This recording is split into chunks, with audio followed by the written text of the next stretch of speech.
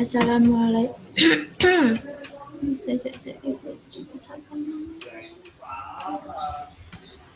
Assalamualaikum warahmatullahi wabarakatuh. Perkenalkan, nama saya Judika Salia Damarani, NIM T2019-4007. Di sini saya akan menjelaskan tentang jenis, tingkatan, strategi, dan keterampilan menulis. Sebelumnya, apa itu keterampilan menulis? Menurut Suparno dan Muhammad Yunus, kemampuan menulis adalah suatu kemampuan di mana di dalamnya terdapat serangkaian aktivitas yang terjadi dan melibatkan beberapa fase, yaitu pra penulisan persiapan, fase penulisan pengembangan isi karangan, dan 26 pasca penulisan penyempurnaan tulisan. Ahmad Rofiuddin menyatakan keterampilan menulis merupakan keterampilan berbahasa produktif lisan melibatkan aspek, yaitu yang pertama penggunaan ejaan, yang kedua kemampuan menggunakan diksi kosakata, yang ketiga kemampuan menggunakan kalimat, dan yang keempat penggunaan jenis komposisi gaya penulisan, penentuan ide, pengolahan ide, dan pengorganisasian ide.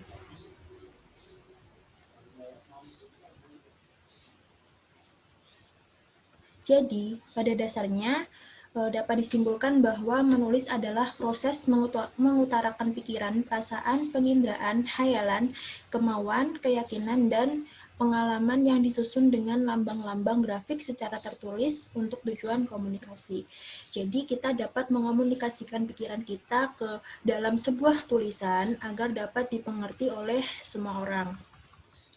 Lalu yang kedua, yang akan kita bahas selanjutnya yaitu usulan kegiatan. Usulan kegiatan itu biasa juga disebut dengan proposal, yang tujuannya adalah menerangkan dan menjelaskan suatu kegiatan yang telah direncanakan. Proposal ini biasanya ditujukan untuk permohonan bantuan dana dan dukungan atau sponsor, mencari sponsor. Dalam penyusunannya, itu ada beberapa susunan dari kegiatan proposal ini. Yang pertama itu pendahuluan, yang kedua dasar pemikiran, yang ketiga tema kegiatan, yang keempat maksud dan tujuan, yang kelima penyelenggaraan, yang keenam jenis kegiatan, yang ketujuh peserta, yang kedelapan waktu pelaksanaan, yang kesembilan susunan kepanitiaan, dan yang kesepuluh pembiayaan, dan terakhir adalah penutup. Untuk tahapan-tahapan dalam menyusun proposal itu sendiri, yang pertama kita harus menentukan judul dari proposal tersebut. Jadi, usahakan sebisa mungkin judul proposal ini membuat sponsor yang ingin kita cari itu menjadi tertarik untuk membiayai atau mensponsori kegiatan kita itu. Lalu yang kedua, pendahuluan. Isi dari pendahuluan ini adalah latar belakang kegiatan serta tujuan dari kegiatan. Lalu yang ketiga, isi proposal kegiatan. Barulah di sini kita dapat menaruh beberapa kegiatan yang ada di proposal tersebut, yaitu yang pertama tema kegiatan, yang kedua macam-macam kegiatan, yang ketiga peserta yang terlibat dalam acara tersebut.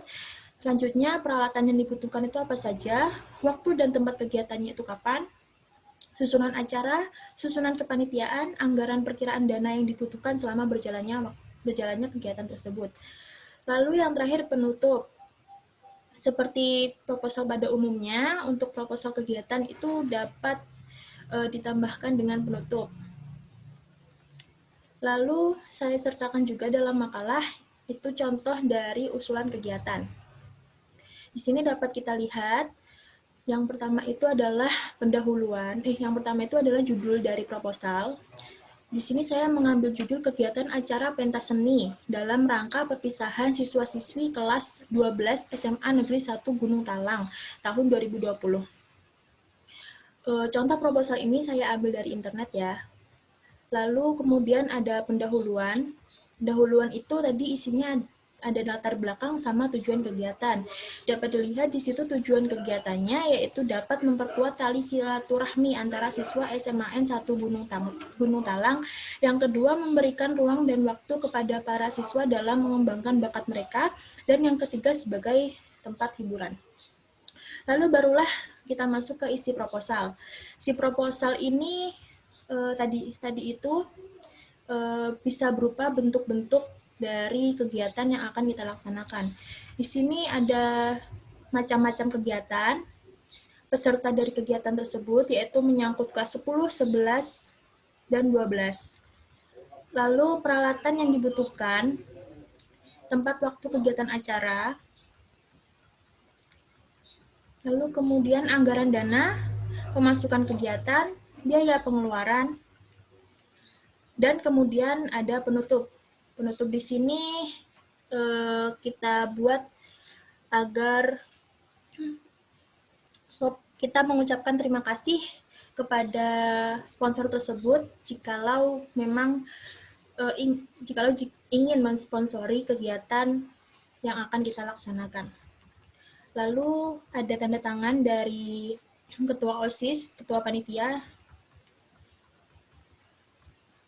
Selanjutnya yaitu menulis karya ilmiah.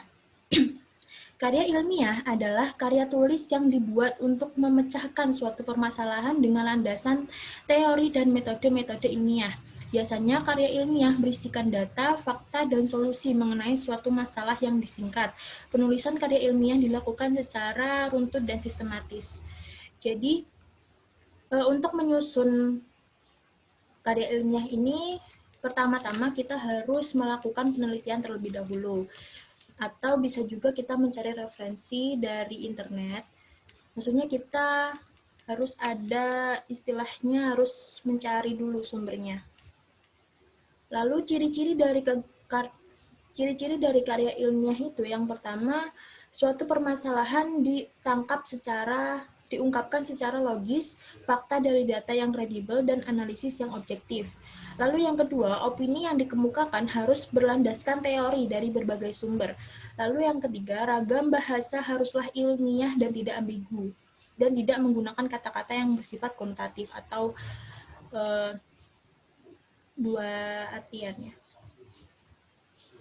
Lalu pada umumnya struktur karya ilmiah itu yang pertama ada halaman judul, yang kedua abstrak, yaitu ringkasan, dan seluruh isi karya tulis ilmiah itu disebut dengan abstrak itu. Lalu pendahuluan.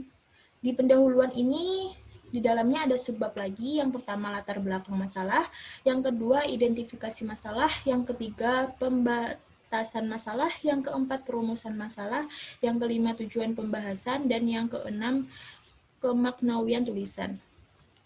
Lalu ada kerangka teoritis, berisi penjelasan tentang hasil kajian terhadap teori dan hasil-hasil penelitian yang sudah ada dan telah terpublikasi dan relevan dengan karya tulis ilmiah tersebut.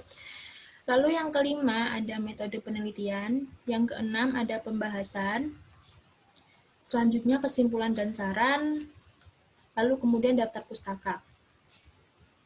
Contoh dari format daftar pustaka bisa kita lihat di makalah ya. Lalu juga saya berikan contoh dari karya tulis ilmiah. Ini karya tulis ilmiahnya juga saya ambil dari internet, yaitu bertemakan kebersihan lingkungan di sekitar kita. Yang pertama, kata pengantar. Jadi kata pengantar. Lalu kemudian daftar isi.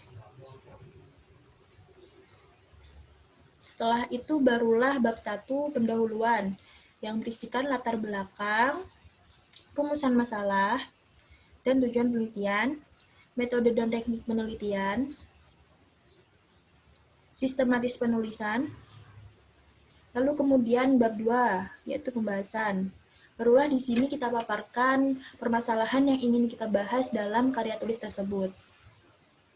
Seperti di sini, subbab yang pertama itu ada kesadaran masyarakat dalam menjaga kebersihan lingkungan. Jadi, kita bisa melihat bagaimana masyarakat di sekitar kita itu dalam menjaga kebersihan lingkungannya. Sebab yang kedua yaitu cara menjaga kebersihan lingkungan. Di sini kita dapat memberikan solusi untuk menjaga kebersihan lingkungan. Itu. Barulah kemudian bab 3 yaitu penutup. Di sini kita beri kesimpulannya. Jadi kesimpulan dari apa saja yang sudah kita bahas dari permasalahan tadi itu kita simpulkan di kesimpulan ini. Lalu kemudian kita saran, kita beri saran. Lalu kita beri daftar pustaka. Daftar pustaka ini bisa kita cari dari buku atau dari jurnal ilmiah yang lainnya. Jadi diisi dengan referensi yang sudah kita gunakan untuk menyusun karya ilmiah tersebut. Lalu kemudian sudah. Itu tadi pembahasan dari saya. Jika ada kesalahan kata, saya mohon maaf. Kurang lebihnya mohon maaf. Terima kasih juga sudah menonton video ini. Wabillahi taufiq wal hidayah. Wassalamualaikum warahmatullahi wabarakatuh.